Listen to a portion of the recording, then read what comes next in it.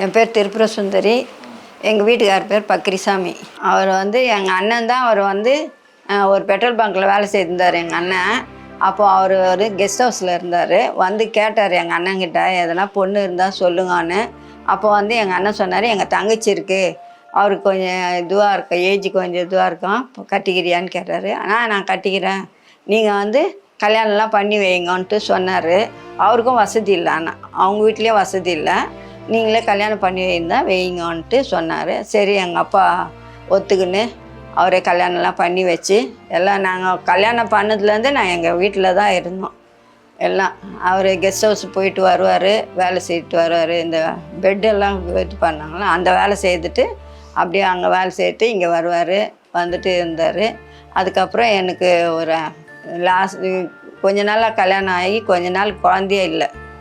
அதுக்கப்புறம் வந்து 5 வருஷம் பொறுத்து தான் அவன் பிறந்து நாங்கள் வந்து டாக்டரை பார்த்துட்டு எல்லாம் ட்ரீட்மெண்ட்டெல்லாம் பார்த்துன்னு இருந்தோம். அப்போ வந்து குழந்த கன்சீவ் ஆகும்போதே எனக்கு ஒன்றுமே சொல்லலை. ஆனால் கன்சீவ் ஆகும்போது ஒன்றுமே நல்லா இருக்குது நார்மலாக இருக்குதுன்னு தான் சொன்னாங்க. கட்டி இந்த மாதிரி குழந்தைன்னு சொல்லலை.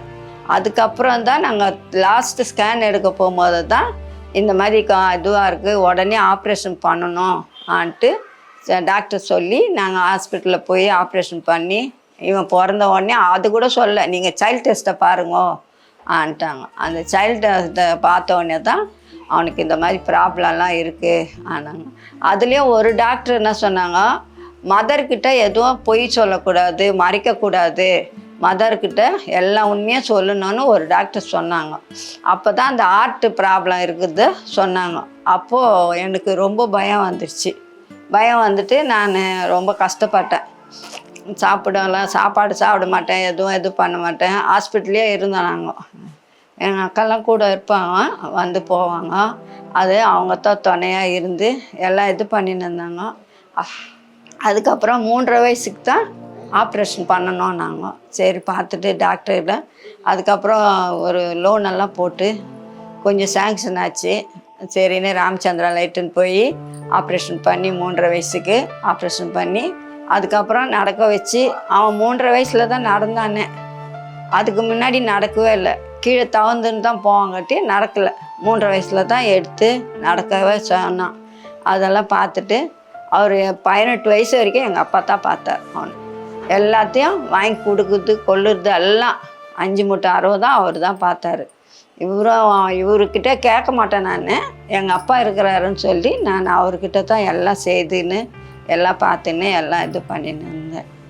அதுக்கப்புறம் இவ்வளோ வயசு வரைக்குமோ அவர் தான் இந்த பார்த்துன்னு இருக்கார். இப்போது எங்கள் அண்ணன் பார்த்துன்னுக்கிறாரு. அவர் வந்து வீட்டில் தான், இப்போ வேலை இல்லை அவருக்கு, வீட்டில் தான் இருக்கார்.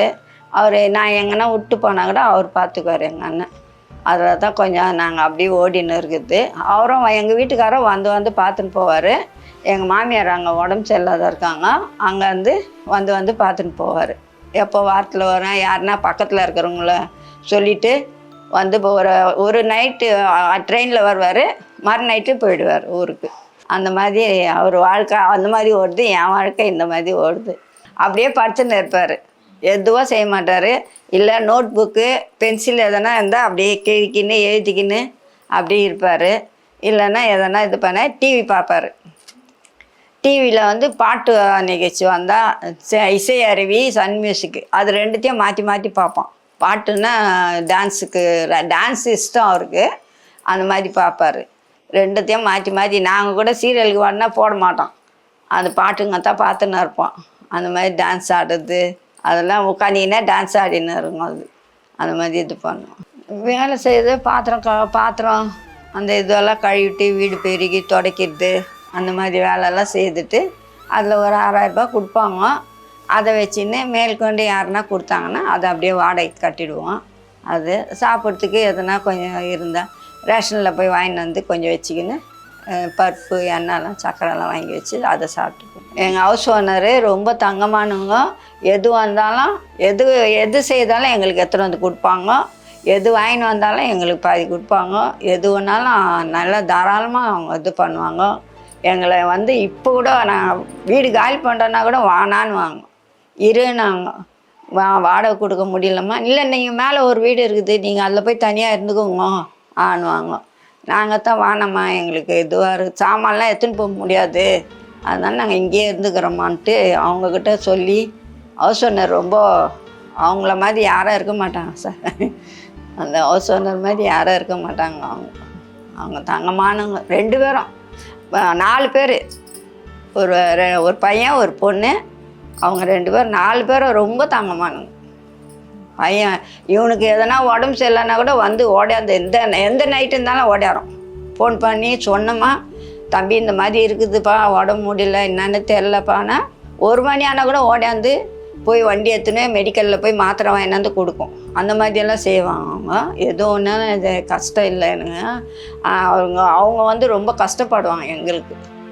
படிக்க வைக்கல, ஆனால் எழுத கொஞ்சம் எழுதின்னு இருந்தான். எழுதிருந்து ஸ்போர்ட்ஸில் ரன்னிங்கு அந்த மாதிரி அது மாதிரிலாம் சர்டிஃபிகேட் இருந்தால் இந்த வச்சுக்கோ. சர்டிஃபிகேட்லாம் கொடுத்தாங்க எங்களுக்கு. சர்டிஃபிகேட்டு மெடல்லாம் கொடுத்துருக்காங்க. நிறைய மெடல், எல்லாம் கோல்டு மெடல் தான் வாங்குவார் அவர். எல்லாம் அது ரன்னிங்கெல்லாம் ரொம்ப இதுவாக ஓடுவார். நல்லா ஃபாஸ்ட்டாக ஓடுறதெல்லாம் நல்லா ஓடுவார். அது ரன்னிங்கெல்லாம் நல்லா டான்ஸாக ஆடுவான். அதுக்கு தான் கொஞ்சம் எதனா முயற்சி எடுக்கலாம் டான்ஸுக்கு. அங்கே கூட ஒரு இதில் போயிருந்தோம் டான்ஸ் ஆடுறதுக்கு. அங்கே கூட ஆட வச்சுன்னு ரொம்ப இது பண்ணின்னு இருந்தாங்க, ஆடுறாங்க. எங்கள் அப்பா வந்து எனக்கு தங்கமானவர். எனக்கு வந்து எல்லா உதவியும் அவர் தான் செய்தார்.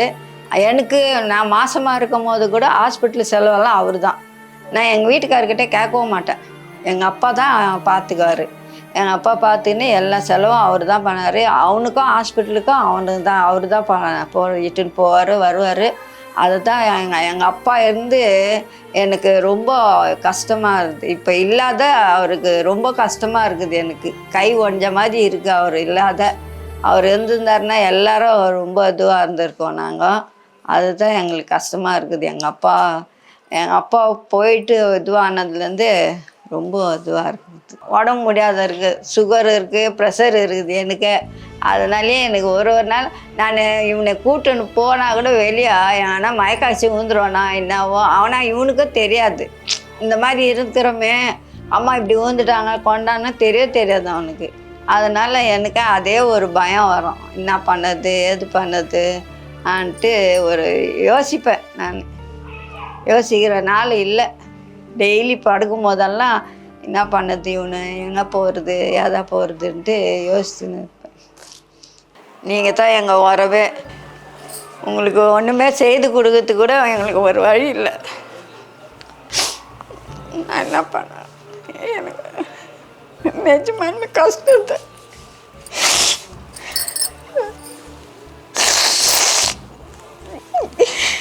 இப்படியெல்லாம் நான் கஷ்டப்படணும்.